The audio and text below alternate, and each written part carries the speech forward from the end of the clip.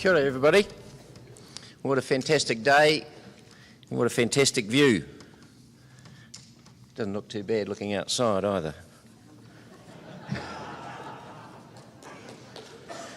So thank you for the opportunity. This is an honour to present to the Institute of Public Administration and with mayors and councillors and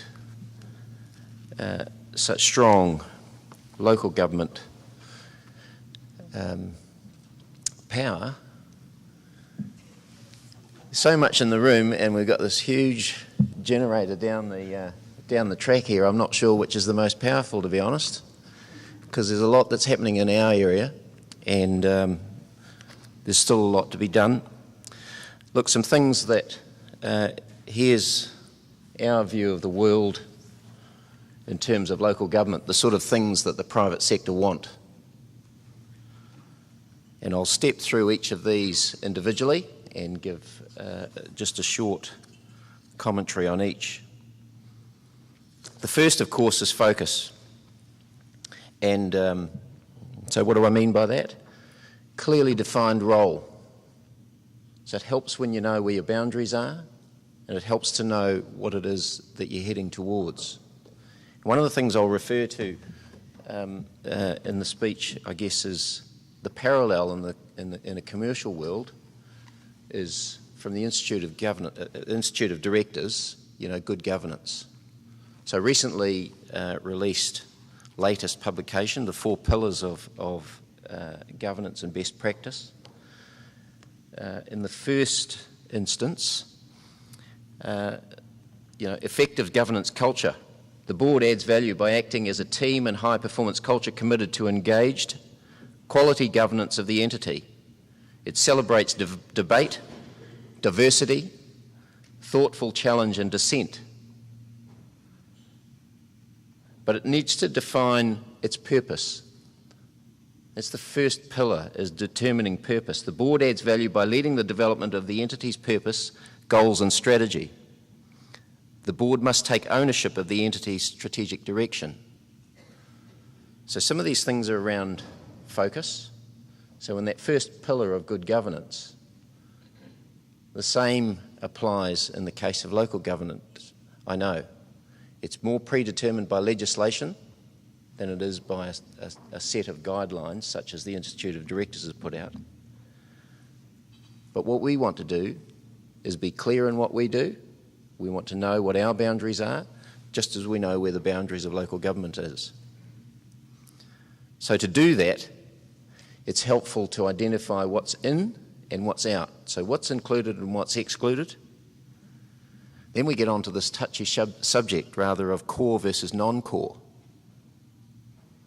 So in determining purpose and determining a focus, where are those boundaries? What is it that we need to stick with? I'm sure it's as helpful from the inside, and it is certainly helpful from the outside to know where those points of delineation are. The next point I'd like to refer to is debt. Debt for all of us, whether we're a purchaser of our first asset, whether it's a car or a house or whatever, we need it. It becomes the lifeblood of being able to expand and grow in many cases. It should become and stay an enabler and not become a constraint.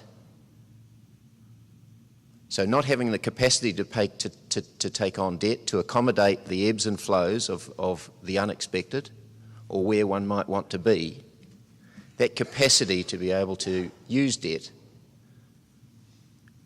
must be retained as an enabler. And I think in a number of cases throughout the country at the moment, it is a constraint because there's a limit to which one can take on debt. And in a lot of cases, we're collectively, we're pushing up against those boundaries. Final point in terms of being focused is the user pays principle. So that for how many decades? 2, 3 has been a bit of a catch cry. We'd reinforce that when the user pays, inevitably there's that tension that comes Because when you pay your dollar, you want to get your dollar value. So we'd reinforce that. Next point is consistency. So in consistency, you can think it about where there are disparate groups. But if you can aggregate them together in a common community of interest, the application within that community should be a point of consistency. So one way of doing that, of course, is let's just have a national standard across the whole of the country. And we can get away from this one being different to that one and so forth. Now, we respect fully that there are differences across communities and across boundaries, but in a lot of cases we believe that a national standard will help us, both on the inside and outside, ensure that there is consistent application. And question here about could we possibly have one national system for rating and development contributions? It's possible. Might take a long time to get there to agree what it is and how it might accommodate different needs, and especially so in a policy setting sense. Now, from a commercial perspective, we recognise that there is a clear difference between policy and execution. And we respect, in the case of developing policy, that you're trying to interpret and understand, but set some guidelines and some rules around what the real world might want to do and what we really want them to do. So we understand all that because in the case of commercial enterprise, the establishment of good, sound policy sets in place a structure for an organisation. So we understand that in developing policies for our own commercial purposes, they're setting the foundation on which we can go and execute our strategies and our plans and our aspirations. But in terms of developing, say, a policy for a national standard or a national distribution, a national development contribution, we think it is possible, and it's one that I guess we all are heading towards as local government reform takes place. With consolidation. Now, I know that there's the back office for shared services has been created. In a lot of ways, that consolidates those sort of core functions that, you doesn't matter what organisation you're going to have. You've still got to have your billing, still got to pay your creditors, and those opportunities should be taken, but they should be consistently applied. Doesn't matter whether it's one group or another. And by delayering, I'm talking about reducing, say, and shrinking spans of control, reducing layers in an organisation. So in our organisation, there are 4 layers maximum. Other larger organisations can similarly get by with 4 layers. I ask you to test in your organisations how many layers are there between the CEO and the lowest. Anything like 7 or 8, and you've got managers managing managers that are managing managers that are managing another set of managers, and then you've got a whole bunch of people doing the work. So delayering in the context of any organisation, doesn't matter whether it's local government or private enterprise, we'd test whether. And that would be a platform to ensure that there is consistency.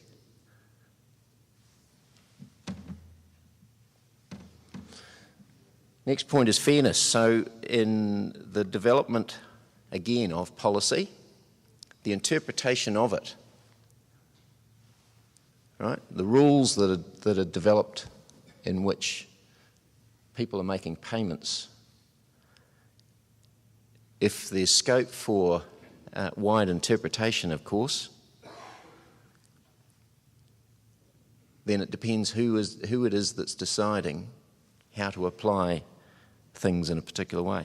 So in the case of development contributions, there's this recent phraseology that, and Blair's smiling away here, this recent phraseology that we've attached to is causal nexus. So what is the essence that's giving rise to the need, right, for which payment is required? However you do that, all that we want to do from a commercial perspective is pay our fair share. And in the meeting of the minds, if we can boil down to what it is that's causing and giving rise to that need to pay, that's the way in which we can ensure that there is fairness. Now, one of the things I guess you've also grappled with every day and every plan that you go through is an asset's life. How long is it going to last for? I guess in a number of cases what we've done is we've tended to sweat the asset, and that's a good thing. Push it for its longest possible economic life. But I wonder what the clarity is around how long each of our individual assets, our major assets at local government level, how long they really are going to last for. Because if there's a perception that we've got a very short view, then of course those that are going to be charged with paying for that asset, those that are going to pay for it over that short period of time are potentially disadvantaged. Those that come along after its used by date potentially are being advantaged. All we want to do is be fair. So as we unpick some of these things that we think, what does the 30,000 or whatever it is of development contributions that we're paying, how is it made up? Then there's the test of affordability, of course, in social housing. So what's a section and what's an average price of a section across the district? 100,000 maybe, of which 20,000 might be the regulatory side. 80,000 is what is paid for, including the land and development margin and so forth. But at the end of the day, is $100,000 or $200,000 or $300,000 affordable as the starting point on which residential housing can be kicked off? So what is fair in the case of what is to be charged? And we're equally accountable for that. What's fair in terms of a development margin? What's fair in terms of the price that's paid for land? Not sure that there's sufficient debate about those component parts as we consider affordable housing and how it is that we're going to bridge that gap and perhaps maintain the rate at which New Zealanders are going to own their own homes. The next point, I guess, is really just that potential for contestability of decisions and whether there could be challenges through the Environment Court based on a set of merits as opposed to a set of specified rules. That could offer the opportunity for people to feel that they've been treated fairly, that they've had their right of say through an independent medium. And of course there's this last point is paying development contributions, N rates and other user pays charges collectively on a whole of life basis.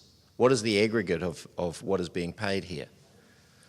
So like I say, it's all getting back to all we want to do from a commercial perspective is pay what's fair.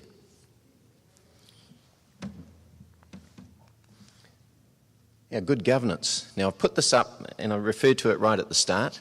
I put this up on the basis that, as we all know, the election process is something that we're committed to. We've got no choice. It is the best way. It is democracy.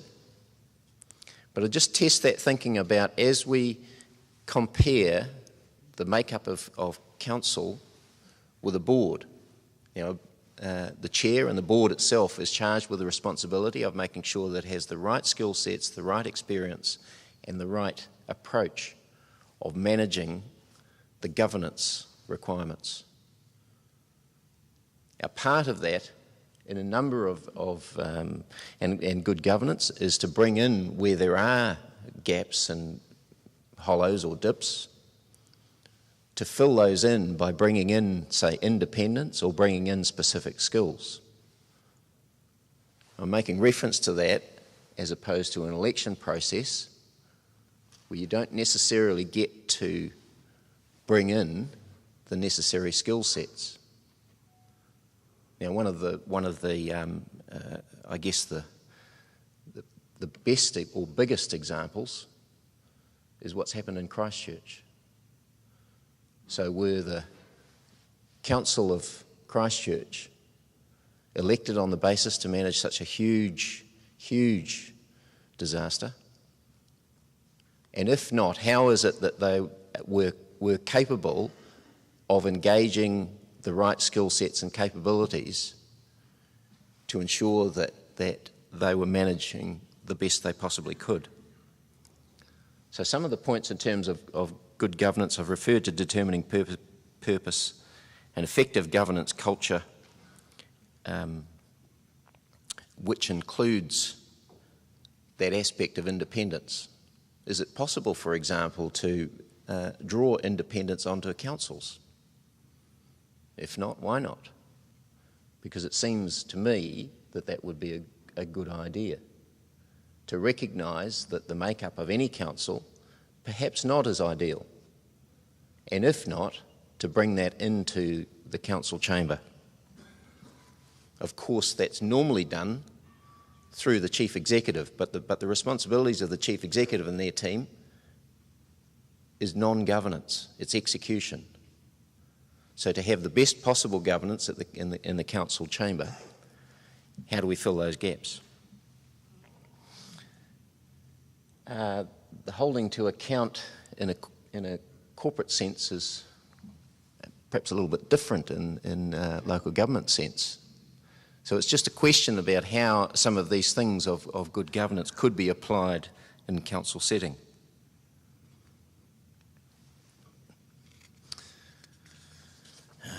The commerciality of efficiency. So here we go. Let's have some more regulation. And we're different.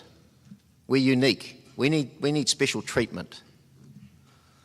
There's no question that the benefits are going to outweigh the costs. Who cares about costs? It's called compliance. All of those things are things that I think are barriers to thinking about efficiency and applying efficient processes. So to my mind, the first one, for example, is in regulatory terms, we've probably got enough for now. It's how we apply that framework to deliver certain outcomes. And there are some fantastic outcomes that local government is delivering.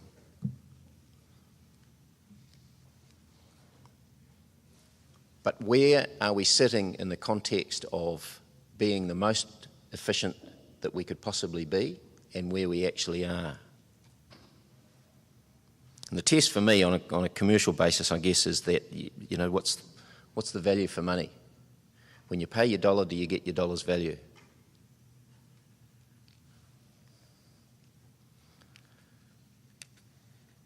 So in terms of getting alignment and balance, I talked about that policy setting versus the market forces. And the market obviously has to respond to any regulatory framework where there's a compliance factor. And there's that union actually of policy setting and those that are in the marketplace trying to secure commercial gain. So the balance that exists between the two is undertaken, I guess, through forums like this. But I do wonder, in fact, whether there is sufficient exchange between the policy setters and the commercial world that actually delivers as healthy an outcome as possible. So that's why today's a great opportunity for me to start to engage in that, because we haven't really.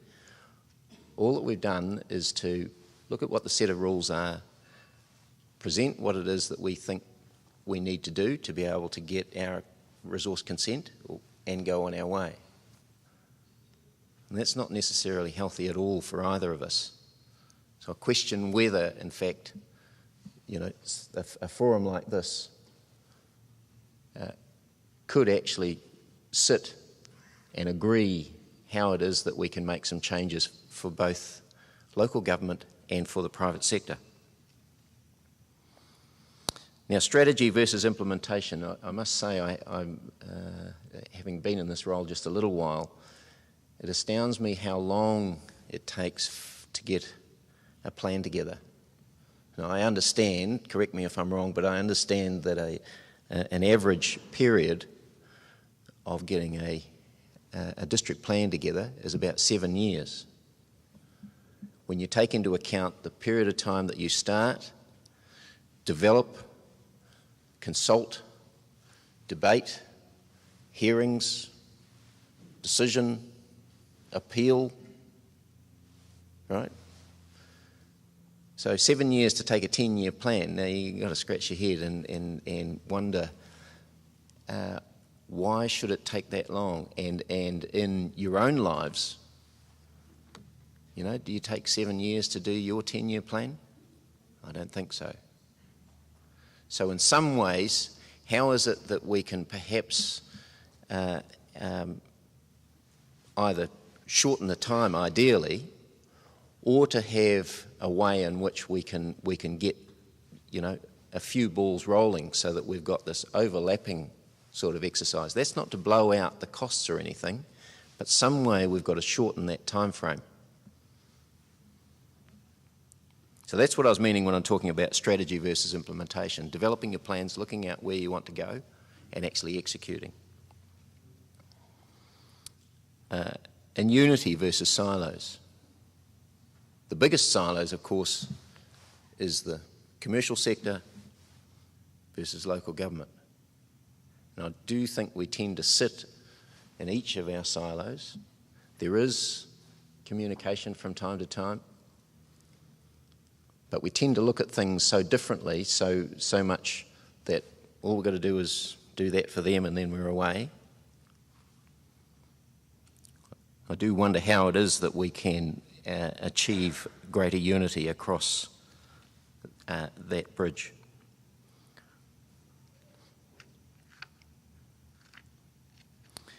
The last 2 points is to reach out, look out and say, what is it that we're trying to achieve here? And I know that the Resource Management Act is the way in which we need to assess the benefits versus the costs and ultimately achieve a net gain. But I do wonder if the way in which we achieve that is perhaps just too long-winded. Now, future-proof and the establishment of future-proof, I think, is just as the Western Bay of Plenty established with smart growth, does take that 50-year view. It's a fantastic way in which so many can look out over a period of time and think what it is that they can contribute, what it is that they can receive, and looking across those boundaries. So on a regional basis, we're talking about the Upper North Island. We're talking about a major part of New Zealand's growth and capacity over a 50-year time frame. So in the really short window, what's future-proof been going for? 3 years, 4 years? There's been a huge amount of progress. So you can hold that up as a fantastic way in which that collaborative cross-boundary approach has been looking at this whole region. And I applaud those who took the courage to join together and to look more widely than just those limited boundaries. Just a final slide.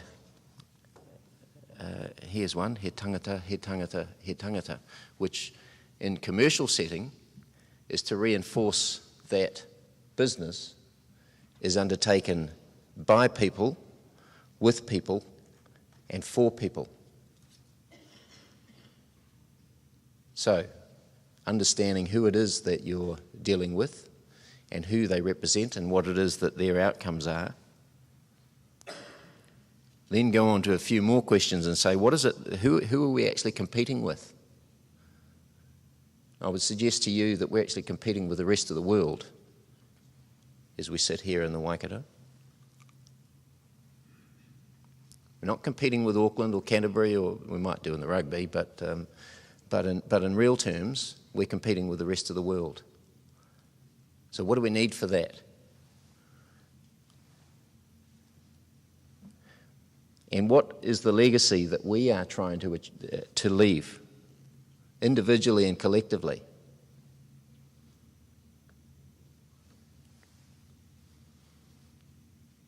One of the things that we're challenged with is how can we best serve our people? And just stand back here from a commercial entity, part of Waikato Tainui iwi. We do wonder how it is that we can best serve the Waikato Tainui members. Because at the moment, we just pay a cheque to the shareholder, and from that point on, they choose to do what they want to do with it. We know that it goes to tertiary education grants. We know it uplifts the educational capacity of tribal members. But we tend to be focused in our commercial world about delivering that dividend and not so sure that we are actually serving Waikato Tainui people the best. To the same extent, we're not absolutely sure that we're serving the Waikato in the best way.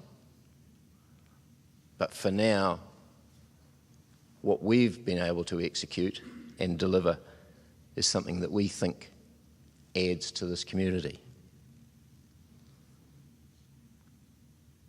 Final point there is that, you know, the saying about when all is said and done, what we think should happen is to leave a true legacy, which would show that everything is done that was said. So the alternative to that, of course, is that when everything is said and done, there's more said than done. But the much, much better legacy is that we just get on and do what we say. And in that regard, we're looking to engage even more positively with the local government than we have to date. No question there have been points of tension, but they, to a large extent, have been broken down. And collectively, we are part of the same equation that you're looking to achieve. That is growth and prosperity and a better place. And we've got a fantastic place. So that concludes my wee presentation. I'm not presenting on Ruakura. I think a lot of you are aware of that. That's one of the legacies that we would like to leave, is for value-added activities to be done here in the Waikato as part of New Zealand's growth. And I think we're poised to do that, and just take this opportunity to thank all of those who have had a great input and contribution to getting us to this point. So thank you very much. I think we've got a panel session. Have we?